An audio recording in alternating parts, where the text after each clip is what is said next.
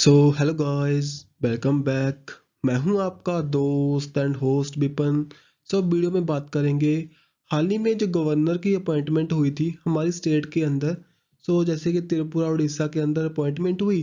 जो भी 2023 के अंदर अपॉइंटमेंट हुई है गवर्नर की, उनको रिवाइज करेंगे और कुछ स्टैटिक फैक्ट जो कि हमारे पॉलिटी से रिलेटेड है।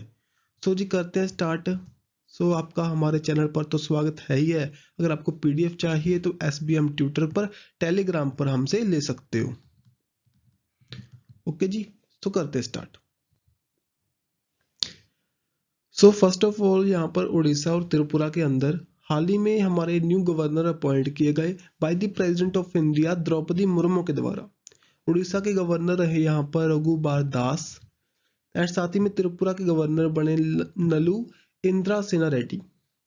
दोनों डिफरेंट नेम है भाई, पूछ सकते हैं पेपर में। जो भी अपॉइंटमेंट होते हैं जहाँ से क्वेश्चन बनते हैं तो इम्पोर्टेंट है।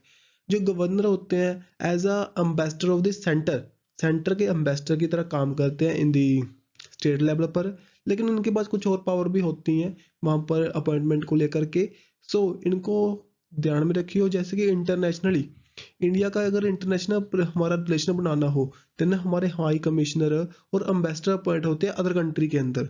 वहाँ के हमारे इंडिया में होंगे, हमारे वहाँ पर होंगे। उसी तरह यहाँ पर गवर्नर अपॉइंट होते हैं जी। ठीक है सर।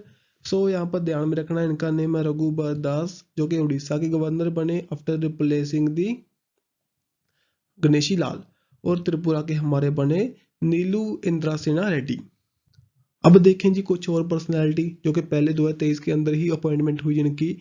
आप पर देखें यहाँ पर राजेंद्र विश्वनाथ अरलिंकर। जे अपॉइंट हुए थे कहाँ के? जे अपॉइंट हुए थे हमारे बिहार के अंदर। रमेश बैंस वादी महाराष्ट्र। श्री बीडी मिश्रा जी, श्री बीडी मिश्रा जी जो हमारे लद्दाख के अंदर, लद्दाख के हमारे लेफ्टिनेंट गवर्नर होते हैं। एक ड्यूटी है हमारी। नेक्स्ट अगर देखें हमारा कलिविया त्रिविक्रम परनायक। इनका नेम जो ध्यान में रखना जी, अरुणाचल प्रदेश से जो हमारे गवर्नर अपॉइंट हुए थे। देन लक्ष्मण प्रसाद आचार्य, लक्ष्मण प्रसाद आचार्य जी हमारे अपॉइंट हुए सिक्किम के अंदर। देन यहाँ पर राधा कृष्ण शिव, राधा कृष्ण शिव ये अपॉइंट हुए थे हमारे झारखंड के अंदर। और प्रताप शुक्ला कहाँ पर? हिमाचल प्रदेश में। गुलाब चंद कटारिया, गुलाब चंद कटारिया ये हमारे हुए थे असम के अंदर। अब चले नेक्स्ट जी, ये कुछ देखें। और अब्दुल नजीर, अब्दुल नजीर ये हुए आंध्र प्रदेश के। देन विश्व भूषण हरिचंद्रन ये हमारे अपॉइंट हुए थे फादी छत्तीसगढ़। अनसुईया ओखे, अनसुईया ओके फादी मणिपुर के लिए। और ला गणेशन, एक तो ला गणेशन है, एक गणेशी लाल है। गणेशी लाल तो पहले उड़ीसा के थे, उनकी अभी हाल ही में उनको रिप्लेस कर चुके हैं रघुबन दास। और ला गणेशन अपॉइंट हुए थे जी फादी नागालैंड के लिए। फगू चौहान, फगू चौहान फादी मेघालय। ठीक है जी। यहाँ पर आपके लिए क्वेश्चन है, some person act as the governor of 2 और मोर स्टेट। कोई भी देखो गवर्नर है, एक से ज्यादा स्टेट का कारोबार भी संभाल सकता है। कौन सी अमेंडमेंट के जरिए इसको ऐड किया गया था बताएं। राइट आंसर आपको दिखाई देगा 7th अमेंडमेंट। 7th अमेंडमेंट के जरिए जो हमारा आर्टिकल 150 बताता है भी सभी स्टेट के पास में गवर्नर होना मैंडेटरी है, वो तो लाजमी है। वो जो 7th हमारी अमेंडमेंट हुई थी 1956 के अंदर, उसके अंदर गवर्नर को अपॉइंट कर सकते हैं 2 और मोर स्टेट के अंदर। और देखें आर्टिकल 154 जी आपको क्या बताएगा जी। जो हमारा गवर्नर होता है जी वो एग्जीक्यूटिव हेड होता है स्टेट का। जैसे कि आपको सेंटर का पता होगा, वो होंगे हमारे प्रेसिडेंट ऑफ इंडिया, वो स्टेट के होंगे गवर्नर। नेक्स्ट क्वेश्चन है हमारा, गवर्नर इज अपॉइंटेड बाय। बताओ इनकी अपॉइंटमेंट कौन करेगा जी। अभी बताकर चुका हूं अगर स्टार्टिंग में देखा हो। यहाँ पर राइट आंसर हमारा क्या है जी, president of India, president of India. जैसे कि द्रौपदी मुर्मू जी ने अपॉइंटमेंट करते हैं अब। ठीक है। देखिए 155 जो आर्टिकल है उसके अंदर बता रखा है भी central government is selected and president appoint करेगा उनको। गवर्नमेंट सिलेक्ट करती है, अपॉइंट करते हैं प्रेसिडेंट ऑफ इंडिया। ये एक कैनेडियन मॉडल ऑफ गवर्नमेंट है। हमारे इंडिया के अंदर आपको पता है कैसी फेडरल मीन्स के सेंटर के पास ज़्यादा पावर है लेकिन स्टेट के पास कम पावर है। और एक नॉमिनेटेड कैंडिडेट होता है जी, ओके। और federal structure of India is borrowed from the Canadian model, जो बता चुका हूँ, ठीक है। सो जो भी पावर डिस्ट्रीब्यूशन है सेंटर और स्टेट के बीच में, सबसे हमने कनाडा से इसको अडॉप्ट किया। सो अब देखें tenure of the governor of India कितना होगा बताओ। सो इसका राइट आंसर है जी, ये बता रखा है only pleasure of the president, means कि यहाँ पर कोई फिक्स तो नहीं है। जो आर्टिकल 156 बताता है जब तक हमारे प्रेसिडेंट कहेंगे तब तक ये यहाँ पर अपॉइंट रहेंगे। सो यहाँ पर 5 और 65 वाली कंडीशन नहीं लगती। सो नेक्स्ट यहाँ पर देखें मिनिमम एज बताएं जो गवर्नर बनने के लिए। सो राइट आंसर 35, जितना हमारा प्रेसिडेंट बनने की होगी उतना होगी हमारा गवर्नर बनने की।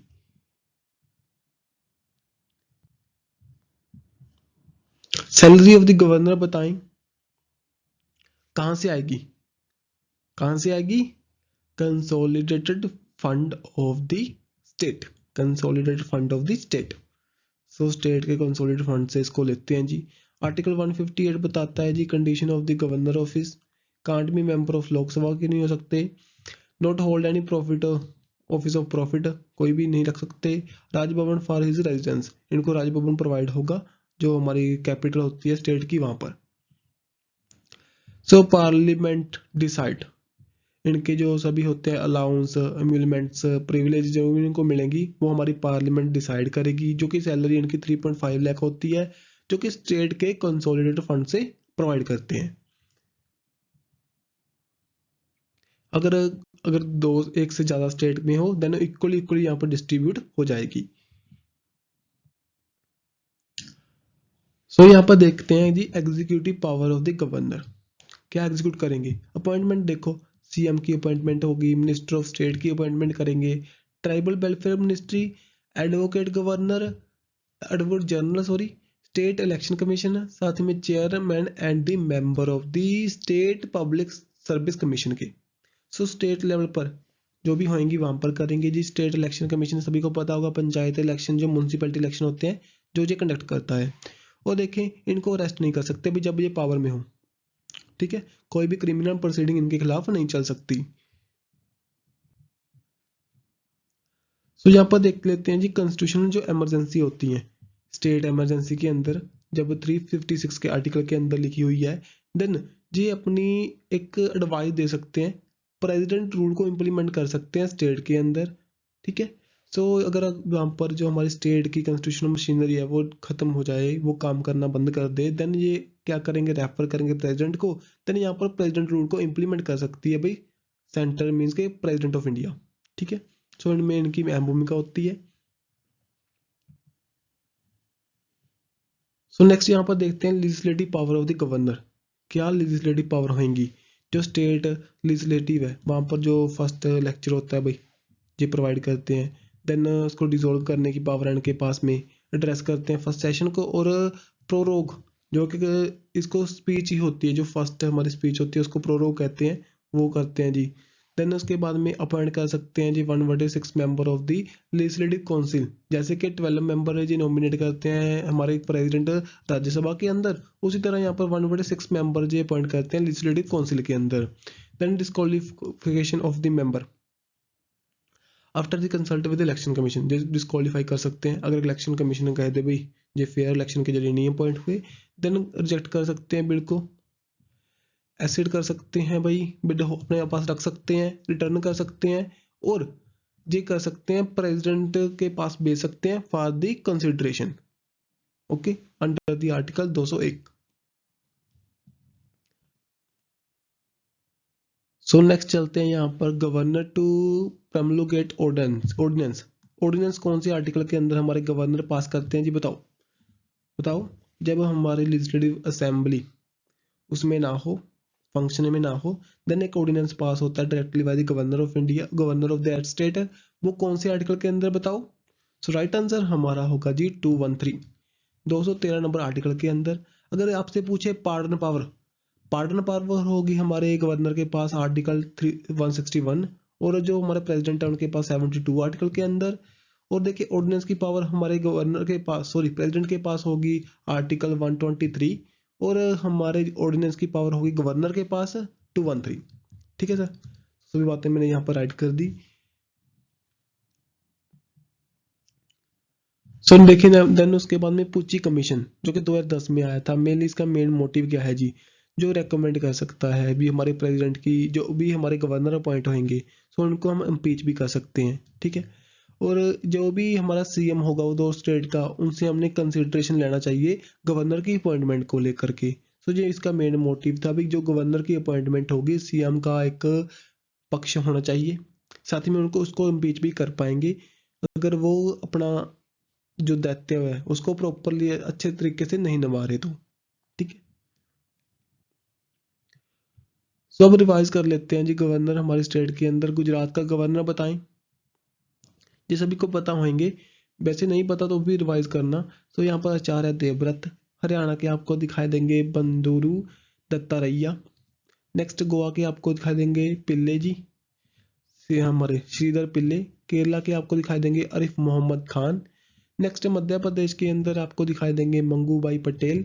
पंजाब के हमारे बनवारी लाल पुरोहित। राजस्थान के अंदर बताएं जी हमारे कलराज मिश्रा। कर्नाटका के आपको दिखाई देंगे त्रिवंचंद Gehlot.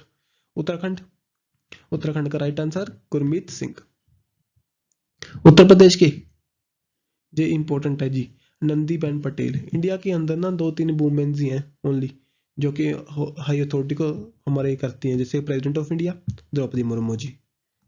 Then CM of West Bengal Mamata Banerjee. Next उसके बाद में हमारे तेलंगाना के गवर्नर तमिलिया सुंदरराजन, जो कि साथ में पुडुचेरी का भी कारोबार संभालते हैं। और मणिपुर के गवर्नर हमारे कौन है जी, अनसुईया ओके। सो 4-5 वुमेन इनको ध्यान में रखना इंपॉर्टेंट है। वेस्ट बंगाल के सीएम हमारे अनंता बोस। देन तमिलनाडु के सीएम हमारे आर.एन. रवि। एंड तेलंगाना के हमारे तमिलसिया सुंदरा राजन। सो आपके रिवीजन के पर्सपेक्टिव से क्वेश्चन है भाई, who become the governor of the Maharashtra बताओ। ये पहले बने थे ना, सो मैंने इस वीडियो में करवा चुका हूँ, रिवाइज कर लो जल्दी से। जहाँ पर राइट आंसर होगा हमारा रमेश बैस। विश्वनाथ अरलेंकर फॉर द बिहार के लिए, रमेश बैस फॉर द महाराष्ट्र के लिए, मिश्रा फॉर द लद्दाख के लिए। नेक्स्ट यहाँ पर ला गणेशन फॉर द नागालैंड के लिए। समझे जी।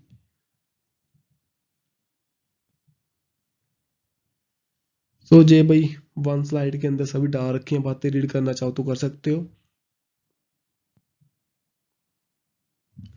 सो आज की वीडियो जितना कंप्लीट है, वीडियो अच्छी लगे तो लाइक एंड शेयर कर सकते हो, और अपनी पीडीएफ के लिए चैनल को हमारे SBM ट्यूटर्स को फॉलो कर सकते हो। और भाई कोई भी दिक्कत परेशानी लगे वो तो कुछ नहीं है, मेनली अपना लाइक करना, कमेंट करना। सो मिलेंगे हम ऐसे ही नेक्स्ट वीडियो के साथ में। Bye bye.